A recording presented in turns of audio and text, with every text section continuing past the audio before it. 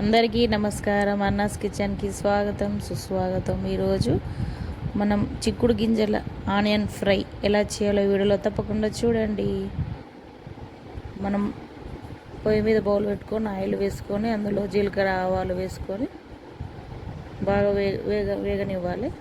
తర్వాత బాగా కలుపుకొని ఈ చిక్కుడు గింజల ఫ్రై చాలా టేస్టీగా ఉంటుంది. ఇలా చేసి చూడండి.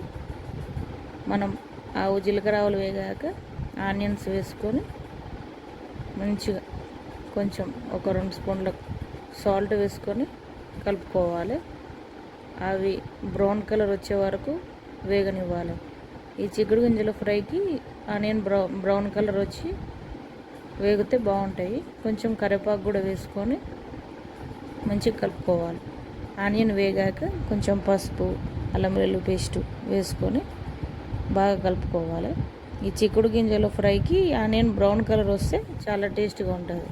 మనకు 1 కప్పు చిక్కుడు గింజలు వేసుకొని బాగా ఫ్రై చేసుకోవాలి. బాగా కలుపుకొని అవి ఈ ఆనియన్లోనే ఈ ఉన్న ఆయిల్లో ఆనియన్లోనే మంచిగా వేగనివ్వాలి.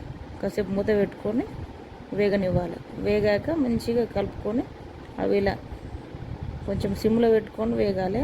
అవి మనకు లోపల గింజ మొత్తం ఉడకాలి కదా, మంచిగా ఫ్రై అయ్యేటట్టు కలుపుకోవాలి. తర్వాత కొంచెం కొత్తిమీర వేసుకొని మూత పెట్టాలి.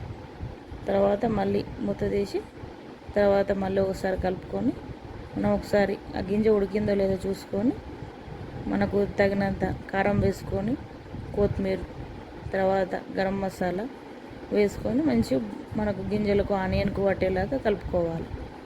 తర్వాత ఈ గింజలు మంచిగా ఫ్రై అయ్యి మనకు చిక్కుడు గింజల ఫ్రై